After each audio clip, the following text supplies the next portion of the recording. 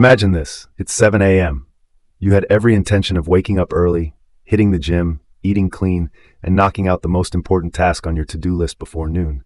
But instead, you hit the snooze button, once, twice, maybe even 5 times. Before you know it, half the day is gone. You're still in your pajamas, knee-deep in a YouTube rabbit hole, snacking on chips, and telling yourself, I'll start tomorrow. This situation is far more common than most people admit. Millions across the United States face this same cycle daily, not because they're lazy or don't have goals, but because they haven't mastered one essential skill: self-discipline. We live in a culture that glorifies passion and motivation. We're constantly fed messages about finding your fire and waiting for inspiration. Social media celebrates overnight success stories and spontaneous transformations. But here's the uncomfortable truth. Motivation is fleeting. It rises and falls like the tide. Self-discipline, on the other hand, is consistent. It's not dependent on mood or external inspiration. It's what quietly builds the life you want, brick by brick. And the best part? Unlike talent or privilege, discipline is a skill anyone can develop. To understand why self-discipline matters more than you think, how to build it effectively, and why it's perhaps the most underrated superpower in your life, we need to begin with a shift in perspective. Contrary to what many believe, discipline isn't about restriction, it's about liberation. People often associate discipline with saying no to fun, freedom, and spontaneity. But real discipline isn't a cage, it's a compass. It points you toward what truly matters and helps you stay on that path. The average American spends over 3 hours a day on their phone, which translates to roughly 45 full days a year lost to passive scrolling. Without discipline, time leaks away, and with it, the opportunity to live intentionally. Discipline gives you back control. It's what separates those who merely wish from those who actually build. Ironically, the more disciplined your life becomes, the easier it gets, not harder. Many people believe they fail because they lack motivation, but the real problem is usually a lack of structure. You might want to write a book, launch a business, lose weight, or finally get your degree. These are worthy goals.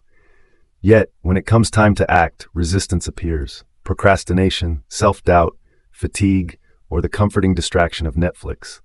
This isn't a moral failing, it's neurological design. Our brains are wired to conserve energy and avoid discomfort. Unless you intentionally train your brain to override that programming, it will default to the path of least resistance. That's why discipline isn't a personality trait. It's a muscle. And like any muscle, it grows with consistent training. So where do you begin? The first step to building discipline is gaining clarity about what actually matters to you. This requires more than simply making a list of goals. It's about defining your vision of a good life, not your parents' vision, not what society expects, and certainly not what social media glamorizes. What do you want your life to look like in 5 years? What values do you want to stand for? What achievements would make you proud to look back on? Once you can answer these questions with honesty, you begin shifting from a reactive mode of living to a proactive one. To reinforce this, write down your non-negotiables, habits or routines that align with your long-term goals. These become your anchor points in daily life and the foundation of your discipline. Once you know what matters, the next crucial step is to train your mind to think in terms of consequences, not comfort. When faced with a task, instead of asking, "Do I feel like doing this?" ask, "What will happen if I don't?" This small mental shift is powerful. We often overestimate the pain of action and underestimate the cost of inaction. But every skipped workout, every missed deadline, every moment lost to distraction has a long-term consequence. That's why institutions like the U.S. Army teach soldiers to visualize the future impact of their choices. You can use the same strategy. For example, skipping exercise for a year might lead to weight gain, low energy, and self-doubt, while writing just 500 words a day for a year could mean finishing a novel and changing the course of your career. Habits, when repeated, shape identity. That's not just theory, it's math. Once you've shifted your thinking, the third step is to start small and stay consistent. One of the most common mistakes people make when trying to be more disciplined is overcommitting. You plan to wake up at 5 a.m., meditate, meal prep, read a chapter of a book, go for a run, and tackle a full workday, all at once. Within a few days, you're burnt out, discouraged, and right back to square one. A smarter approach is to pick one small action you can complete daily, no matter what. This method, often called identity stacking, helps you reinforce the belief that you are someone who follows through. That belief builds momentum. If your goal is to exercise, start with just 5 push-ups a day. If you want to write, start with 5 minutes. Lower the bar so that you literally cannot fail. Then, as your confidence grows, raise the bar slowly. Next comes perhaps the most overlooked principle of building discipline: learning to love the boring stuff. Mastery in any field, whether it's sports, writing, leadership, or parenting, doesn't come from dramatic breakthroughs. It comes from showing up every day and doing the unglamorous work. Repetition is not your enemy, it's your ally. Great athletes repeat the same drills endlessly.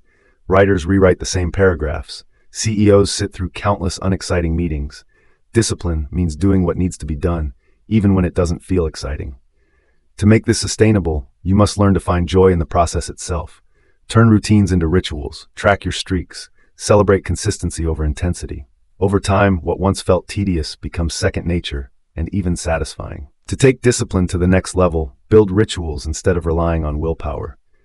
Willpower is a finite resource. It's like a phone battery. You start the day charged, but each decision you make drains a bit of that energy. Routines remove the need to constantly make choices. They turn good behavior into autopilot. Consider crafting a morning routine that includes hydration, journaling, and planning your top 3 tasks. Structure your workday with dedicated time blocks, disable unnecessary notifications, and take scheduled breaks. Finish your evenings with wind-down rituals like stretching, reading, or reviewing your day.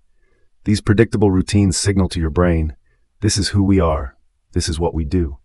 That predictability becomes a scaffold for self-discipline. Of course, even the best intentions can be derailed by poor environments. That's why one of the most powerful and underrated tactics for building discipline is to design your environment to support your goals. If your phone is always within reach, your kitchen is stocked with junk food, or your workspace doubles as your bed, you're making discipline unnecessarily difficult. Instead, make smart adjustments. Place your phone in another room during work sessions. Use browser blockers like Freedom or Cold Turkey. Lay out your workout clothes the night before. Use apps like Habitica or Notion to gamify your goals. Discipline doesn't have to depend on superhuman willpower. It can be engineered. Let's be honest, no one is perfect. You will mess up. You'll skip a workout. You'll waste an afternoon on TikTok. You'll eat the donut. That's not a failure, it's life.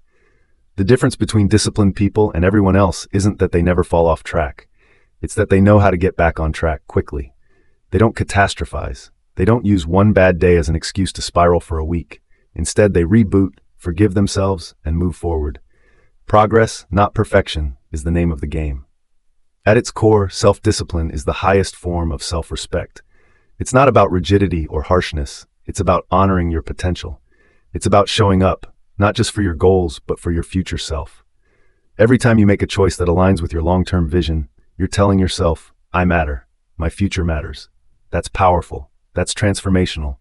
And if no one's told you this yet, let me be the first. You're capable of far more than you think. You don't need a perfect schedule or a motivational speech. You need discipline. Quiet, daily, sometimes boring, but life-changing discipline. Start small. Stay consistent. Be kind to yourself when you stumble. And remember, your future is being built in the moments when no one is watching. I hope you found this video helpful. If you enjoyed today's video, be sure to hit the like button. It might seem like a small thing, but because of how the YouTube algorithm works, videos with more likes tend to get shown to more people. So your like really helps this video reach others who might need it too. And if you find my content valuable, consider subscribing. It really helps more people discover it. Thanks for watching, and I wish you and your family good health and peace. See you in the next video.